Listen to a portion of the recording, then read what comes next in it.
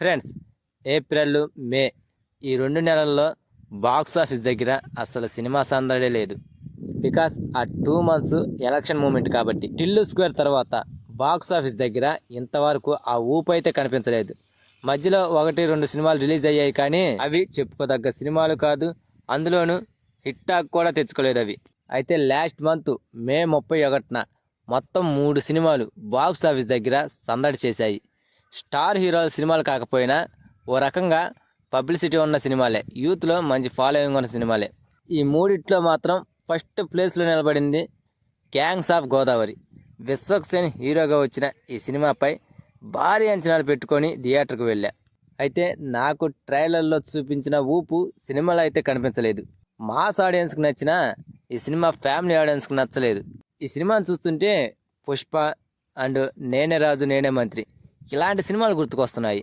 So ఈ సినిమాకి first డేనే ఆడియన్స్ నుండి యావరేజ్ టాక్ వచ్చింది. ఈ టాక్తో ఈ సినిమాకి కలెక్షన్స్ వచ్చి హిట్ టాక్ తెచ్చుకోవడం మాత్రం కష్టమే. ఇక ఈ సినిమా తర్వాత అదే రోజున రిలీజ్ అయిన మరొక పబ్లిసిటీ బాగా ఉన్న సినిమా బజే వాయువేగం. కార్తికేయ హీరోగా నటించిన ఈ సినిమా ప్రశాంత్ రెడ్డి డైరెక్షన్లో తెరకెక్కింది. ఇక ఈ సినిమా విషయానికి వస్తే ఫస్ట్ హాఫ్ యావరేజ్ కనిపించిన సెకండ్ హాఫ్ మాత్రం డైరెక్టర్ ఇరగదీసేశాడు. అసలు మెయిన్ కాన్సెప్ట్లోకి వెళ్ళడానికి డైరెక్టర్ చాలా సమయం తీసుకున్నాడు. ఫస్ట్ హాఫ్ అంతా ఎమోషన్స్ జోడించి సెకండ్ హాఫ్లో ఇంట్రెస్టింగ్ థ్రిల్లింగ్ స్క్రీన్ ప్లేతో సినిమాని పరుగులు తీయించాడు. ఎంగేజింగ్ అనిపించే సన్నివేశాలు జోడించి క్లైమాక్స్ అద్భుతంగా తెరకెక్కించి చివరిలో లేచి వెళ్ళేటప్పుడు సినిమా బాగుందిరా అనుకునేలా చేసుకున్నాడు డైరెక్టర్. ఫస్ట్ హాఫ్ని కాస్త ఓపిక చేసుకొని చూస్తే ఈ సినిమా ఖచ్చితంగా నచ్చుతుంది ఆడియన్స్కి. మరి నాకైతే నచ్చింది ఈ సినిమా. మరి మీలో ఎంతమందికి నచ్చిందో ప్లీజ్ కామెంట్.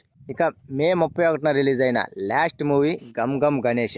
బేబీ లాంటి బ్లాక్ బస్టర్ హిట్ మూవీ తర్వాత ఆనంద్ దేవరకొండ నుండి వచ్చిన మూవీ ఇదే. బేబీ మూవీ హిట్ స్టేటస్ ఈ సినిమాకి కాస్త కోస్త ఉపయోగపడ్డది. ఆడియన్స్లో ఓ మాదిరి ఎక్స్పెక్టేషన్స్ పెరిగాయి ఈ సినిమాపై. మరి ఆ ఎక్స్పెక్టేషన్స్ ఈ సినిమా నిలబెట్టిందా అంటే నిలబెట్టలేదనే చెప్తా. క్రైమ్ అండ్ థ్రిల్లింగ్ కాన్సెప్ట్తో తెరకెక్కిన ఈ సినిమా అని మూవీ యూనిట్ చెప్పారు, కానీ అక్కడికి వెళ్ళి చూస్తే మాత్రం ఈ సినిమాలో థ్రిల్ లేదు, కానీ కామెడీ మాత్రం విపరీతంగా ఉంది. అది మాత్రం బాగా సెట్ అయింది సినిమాకి. చిల్లర దొంగతనాలు చేసే ఇద్దరు స్నేహితులు పెద్ద రిస్క్ చేస్తే ఎలా ఉంటుందో అనేదే ఈ మూవీ స్టోరీ. మరి ఇలాంటి సినిమాలో ఆడియన్స్ని ఎంగేజ్ చేసే సన్నివేశాలు పెట్టాలి, కానీ అన్నీ కామెడీగా అనిపించే సన్నివేశాలు పెట్టి సినిమాని ఫ్లాప్ అయ్యేలా చేసుకున్నాడు డైరెక్టర్. సో అది ఫ్రెండ్స్ మ్యాటర్. ఈ ఫ్రైడే రిలీజ్ అయిన 3 సినిమాలలో ఆకట్టుకుంది మాత్రం బజే వాయువేగం మూవీ ఒక్కటే. మరి మీలో ఎంతమందికి ఏ సినిమా బాగా నచ్చిందో ప్లీజ్ కామెంట్ చేయండి ఫ్రెండ్స్.